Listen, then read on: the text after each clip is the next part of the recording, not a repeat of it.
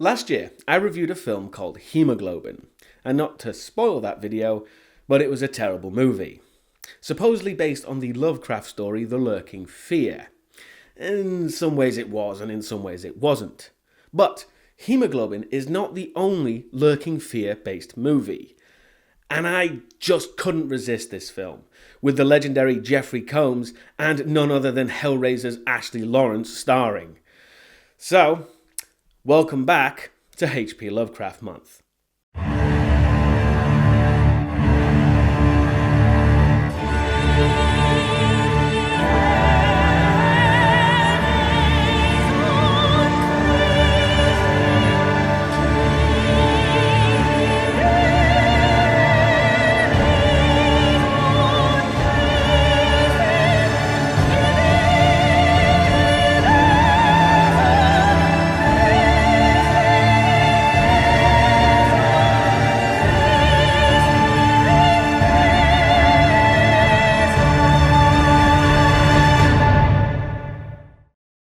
The Lurking Fear is in many ways quite similar to Hemoglobin, in that it plays fast and loose with the source material, and neither are a direct adaptation.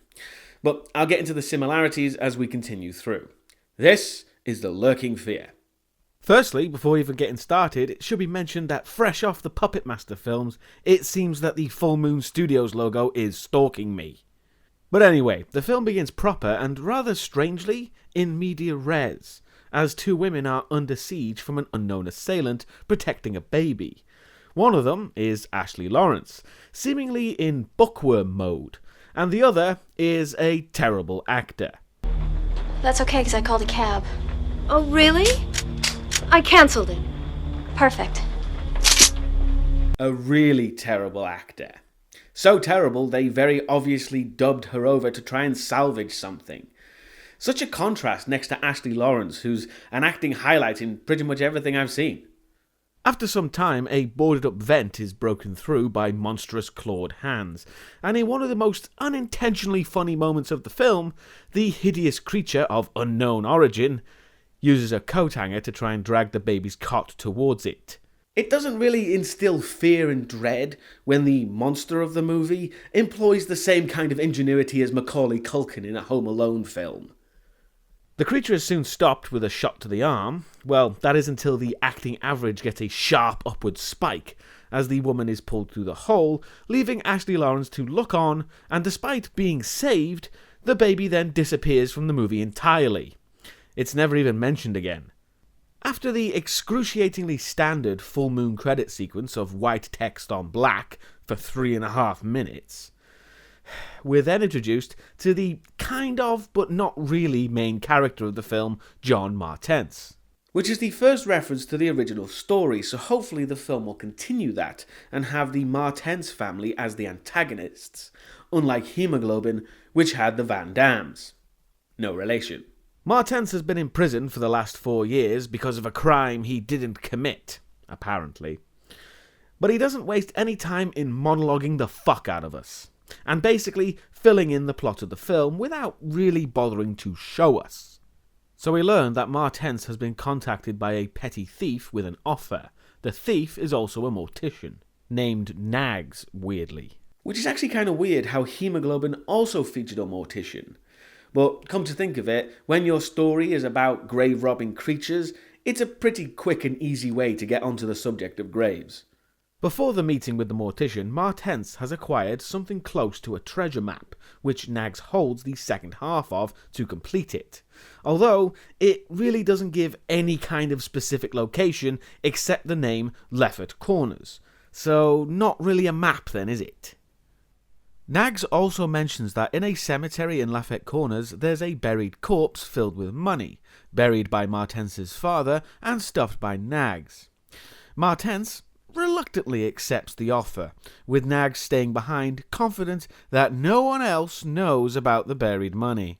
We then move to said Leffert Corners, which is even more in media res, as Ashley Lawrence, from here on Catherine, is sporting her best Sarah Connor cosplay, and is looking to be going to war with the creatures, as she rigs the entire cemetery with explosives. The film's time frame is quite weird, because It already started in media res with the town gone to hell, but then it skips ahead in time, mainly because they wanted to make Catherine, who's never even shot a gun before, into a complete badass who's setting up tripwires.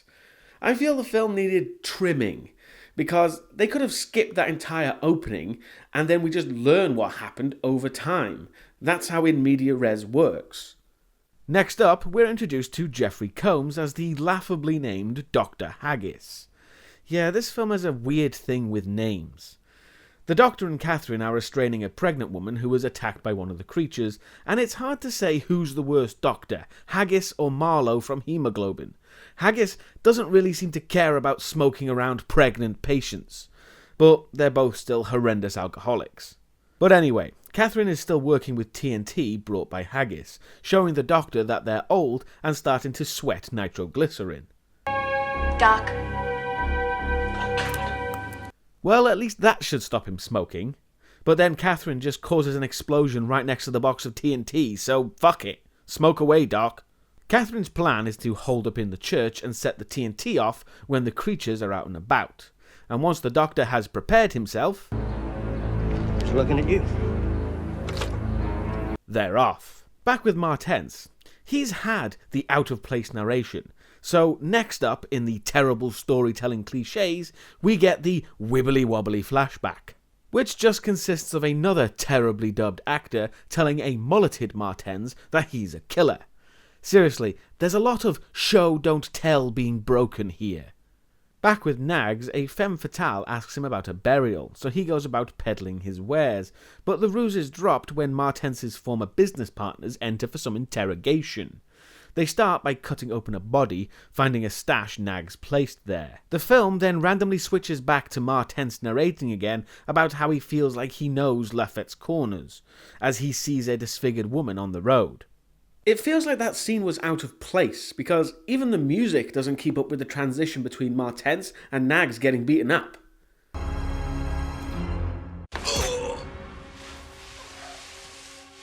It's pretty badly edited, trying to get as much exposition out of the way as quickly as possible. But anyway, the bad guys want to know where the money is, obviously, so Nags surrenders the location pretty damn quickly, no honour amongst thieves, and is then gunned down. Personally, I don't really care about this whole money subplot since it's out of place, and Catherine's story is far more interesting anyway. Just get rid of it. Focus on Catherine, the Doctor, and the town's siege. Then you wouldn't need to keep switching back and forth, ruining the flow of the film. Everyone left in the town holds up in the church, all bearing the scars of those creatures. The priest doesn't want them there, but Catherine knows that's where the creatures are hiding. The priest, stereotypically, insists that they need to fight the creatures with faith. But hey, at least he volunteers to sacrifice himself, so he won't give terrible advice after that then. Martense arrives in town, and the first thing he sees is a creepy child in a creepy mask, staring at a charred skull on the ground. So instead of getting the fuck out of there, he asks the child for directions, getting no answer. Back at the church, night has fallen as more explosives are rigged up around the cemetery, with the trigger set up in the church. However, things are not quite right as the priest talks about the Martense family, including how one escaped to the outside world, and he's actually telling this to one of the creatures. Which, credit where credit's due, the monster design is extremely creepy, but also imposing looking, and having seen them, I could definitely believe that a large group of these creatures could lay waste to a small town. And let's be honest, they're a damn sight better than Hemoglobin's bloated golem creatures. So that's a big plus in this film's favour. And after everything is rigged to explode, this is when Martense shows up to dig for his money, completely oblivious to everything going on. It's a surprise he doesn't run into a trip mine. Catherine is told about the intruder holding him at gunpoint, asking him why the hell he's there. And the criminals are also watching what's going on, so at least the film can focus on one place now. And yeah, the church is pretty much the only location for the rest of the film. And the group inside the church continue to break things and haphazardly nail it to the hole in the floor. Why is there a giant hole in the floor anyway? That's never really explained. I assume it's where the creatures broke through, but there's never a piece of dialogue to tell us that. It's just a conveniently placed hole. But I guess it's all part of the in media res thing. Catherine soon comes in, still holding Martens at gunpoint, wanting to know why he's there. Not sure why she assumes he's there to mess with her plans, instead of the truth, which is just some guy bumbling into the scenario. But that's when the storm starts, which is the monster's cue to start killing, although the creatures will actually do very little for quite some time. But don't tell these guys, they've worked so hard.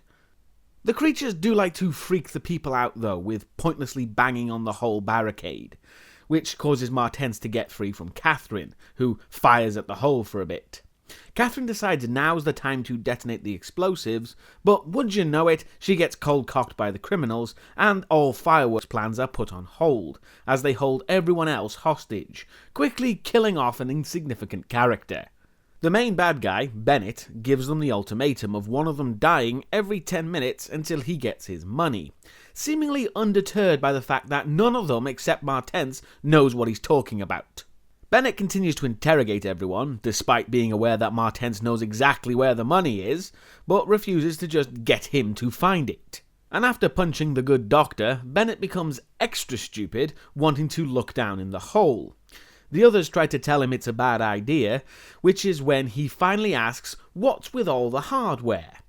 But when he receives no explanation, Bennett continues being hostile, threatening to throw Catherine down the hole. I'm not really a fan of that formula of arsehole who does nothing but hinder and harass the main characters throughout the story for no other reason than they're complete arseholes. I mean, what is this, a Stephen King story? After Catherine is roughed up some more, Martens finally does the decent thing and reveals what he knows about the money, so they drag him outside to dig up graves. Even he doesn't know where to start, so it's gonna be a long night. Martens finds his grandmother's grave, figuring that's where the money is buried, so he starts digging, just as the rain begins, as underneath the creatures move about their tunnels. I must admit I like a slow-burning film, but even for me, this is really taking its time to get going, and we're already more than halfway through the film. Inside the church, the pregnant lady does what pregnant ladies do, and the doctor manages to get untied to tend to her. There's then a strange moment where the femme fatale offers to kill the estranged father to the woman's child. I think it's meant to give the woman some kind of character outside of the female criminal, but it doesn't really go anywhere, and she doesn't do anything like that again, so it's just out of place and random. In the graveyard, a coffin is eventually dug up and the body rummaged through, but of course, things aren't that simple and nothing is found, so shooting starts as Catherine runs off, getting shot in the shoulder, while Martens uses a body to defend himself. Which wouldn't actually stop a bullet like that, but hey, whatever. The underground dwellers grab at Martens and pull him beneath. However, he manages to ward off his attackers and make a run for it through the tunnels. And you have no idea how much I'm praying Martens doesn't run into John Strauss and his disgusting bloated ilk. Ugh. Catherine is brought in for the doctor to fix up as the creature in the hole emerges, getting another hail of gunfire. But that's when Martens breaks through instead. The creatures unsuccessfully grab at Catherine, and Martens manages to overpower the bad guys, but like I said, the femme fatale is still the same character. Hey, lover boy! Oh. Ooh, we really are good together. After the excitement, everyone is held hostage and at gunpoint once again, which doesn't stop the doctor from getting a few good quips in there. Thing almost killed me. Hey, that's the first time I thought it was on our side. Yeah, they're not the best, but hey, he's drunk, what are you gonna do? And now they explain what's happening with the creatures to inform everyone. Bennett continues to ask for his money, with the priest this time offering to help, giving them the burial records, which honestly is a lot smarter than just randomly digging. Martens tries to convince the other criminal to let him go so that he can take the money and run, but elsewhere, going through the records, a grave is marked with the name of the cop who arrested Martens's father, making a pretty clear indication of where the money is buried. Martens continues to string the other bad guy along until he gets a chance to attack him, managing to hold him at gunpoint, but despite all the talk about Martens being a killer, he doesn't shoot the guy. Instead, a creature bursts through the window to kill the guy for him. Hey, I'm just glad these creatures are far more consistent than the creatures from Hemoglobin. They're also consistent in their method of killing too, by pulling people through things. Back with the rest of the group, Bennett is pleased he's found where the money is buried, but that's when it's time to play Who's Got the Gun again, as Martense and Catherine overpower them, holding them at gunpoint. And my god, this film is getting quite repetitive.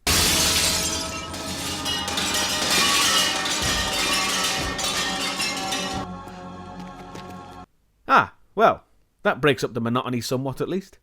The creature tries to get in through the window, but it clearly shares the agility of its hemoglobin counterpart, as it tries and fails to climb in, making it look like, well, me trying to climb through a window like that.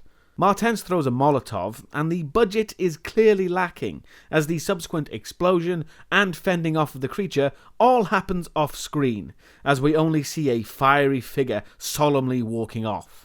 Repetition begins again as Bennett and our femme fatale are the ones tied up this time, and Catherine tells the doctor that there's no time left to hook up the explosives, but she's still determined to carry out part of her plan, as she leaves to bring back a fuel truck that is integral to her idea, as Catherine hotwires it, driving it back to the church. In the church, the doctor is getting a bit antsy having ran out of booze, so decides to find some of the church's supply, giving Martense the gun, with femme fatale playing close to type. You stand way over there. How are you gonna find out what I taste like?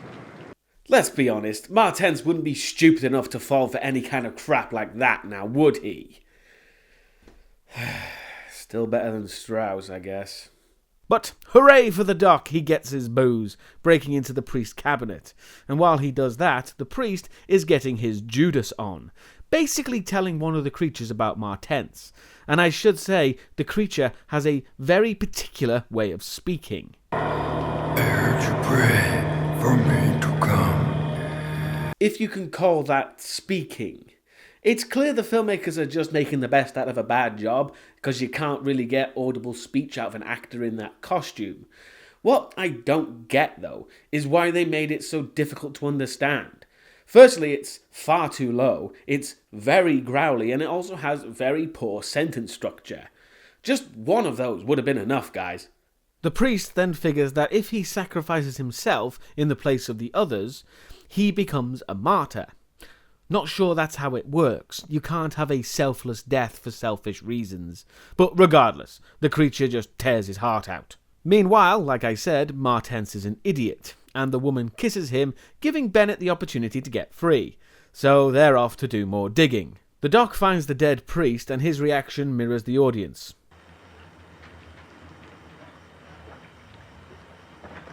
Yep. Meh. He's far more pissed off at Martense for stupidly letting the villains get free. And after finding the pregnant lady freaking out, the doc is attacked by one of the creatures, being the first thing that I feel bad about, even though Jeffrey Combs tends to die a lot in these films. Out in the graveyard, Bennett is watching over Martense, who has dug a rather impressively sized hole in the short span of time. Outside the gate, Catherine shows up with the fuel truck, but fortunately she's actually competent and takes cover, ready to take Bennett out. Catherine is soon attacked though, and the quick-paced fight in the heavy rain makes the terrible quality of the film even more evident. I don't know why this film looks so terrible. And it's not just YouTube compression either. I own the DVD, and this is how the film came packaged. So either it's a very cheap production, which admittedly is highly likely, or something else I'm just not aware of. Catherine soon manages to get the upper hand, and thanks to some strategically placed explosives, takes the woman out permanently. Now, ordinarily I'd have the smug satisfaction of pointing out that a gunshot won't set off dynamite. However, the film had the forethought to point out that the TNT is leaking nitroglycerin, easily explaining it away. So kudos to the film on that one. Bennett is hit by one of the explosions, inadvertently freeing Martense, and in the church, Catherine finds the doctor slashed up and dying, before being dragged away in the hole. The doc tries his best to cowboy up, but that's where he unceremoniously dies. Freed from Bennett, but still not in a great situation, Martense finds himself underground. But then, Bennett holds him at gunpoint again. More of the goddamn repetition. But there is actually a creature in the background just watching unnoticed, and it's actually quite a nice creepy moment. Bennett and Martens fall through to a lower chamber, finding the entire Martens clan. Bennett knows about a birthmark Martens has, and uses that to keep the creatures at bay. Catherine and Pregnant Woman are also there, and of course the creatures want the baby to eat. Martens lights an arm on fire, which is surprisingly easy to do, and fends off the creatures, and then for some bizarre reason takes his shirt off. Really don't know why he did that. Back in the chamber, Bennett does indeed find his money, and then has the stupidest on-screen death I've ever seen. That's all he gets. Just a quick, hey, and then off-screen death. But then again, the guy was a complete idiot throughout the film, so maybe it's quite fitting. Martens and the two women escape through the hole, and Catherine pulls up the fuel truck. The place is quickly filled with fuel, and Martens, in a little bit of poetic justice, uses the lighter that the doctor gave him, destroying the place. And because the tunnels are linked, the other buildings of the town explode as well, which I'm pretty sure is where that woman who wandered off and that kid Martens saw were living. So that's nice.